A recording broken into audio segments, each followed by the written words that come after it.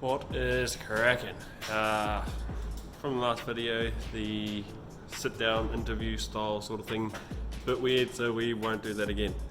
We'll try and keep it a bit more lively. That was a bit boring and dragged out or whatever. Like I said, we're all learning and we'll figure this out.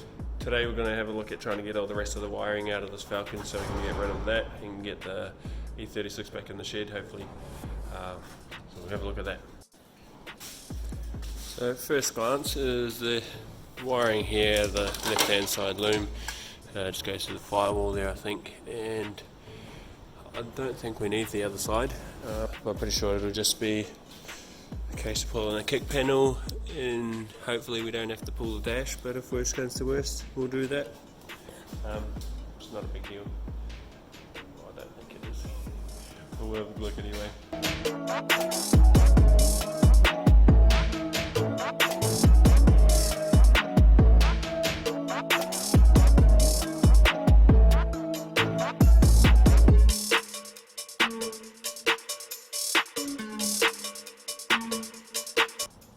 I was just looking in here, I think it goes under the guard, so I might have to pull the left hand quarter guard off and have a look behind there, see where it goes.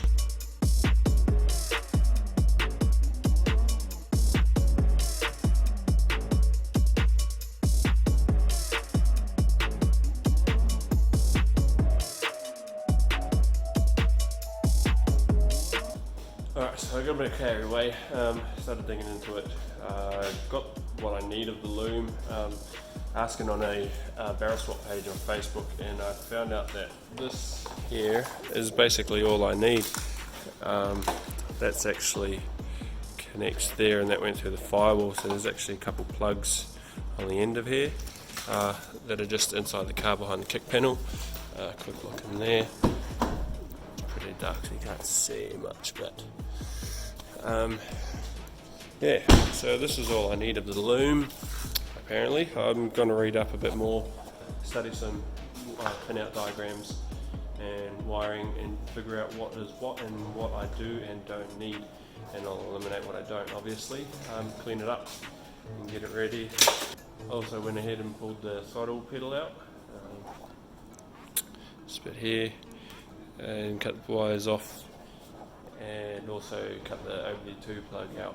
I guess it's just a case of mounting this pedal in the E36, so that should hopefully make it a bit more simple to work the throttle out. Otherwise I think that's basically all I need out of this car, so I might go ahead and pull this car out, stick it in the paddock and bring the E36 back in.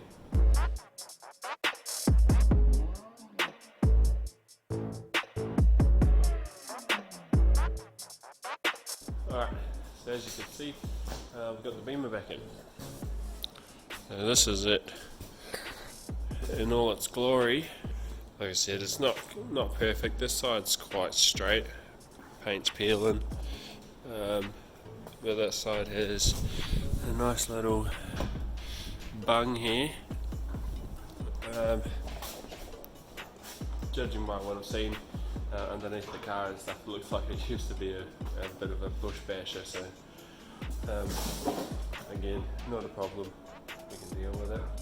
But it all looks pretty straight regardless, just a few knocks here and there, but it'll be good base for this. It'll do for what we planned for it anyway. Coming inside, I've already started stripping some of the stuff. Back seats are out, they're on the ground over on the other side of the car. I do plan on running the dash and probably the front door cards. We'll see what happens. I might end up stripping it all out. We'll just see how we go. The dash does have to come out. I want to take all the heater box and pretty much anything I don't need. Try to save some weight. Taking a little look in the engine bay. It still has a fair few bits in here. I want to get rid of the ABS and figure out how to plumb those lines to delete that, get some room in the engine bay. All these brackets and things need to be taken out, make some more room. This all needs a good degrease and clean up, so I want to get that all sorted as well, and basically just get rid of anything I don't need, tidy it all up, and then have a cheeky mock up I reckon, chuck it in and see what it looks like.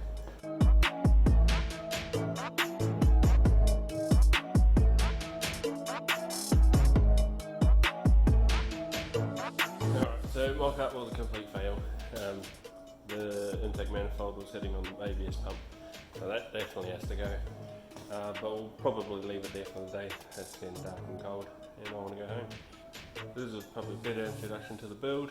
Like I said, not doing more of that interview stuff. That was weird. But yeah, if you like it, hit us with a like, subscribe, all that rubbish, and we'll see you on the next one.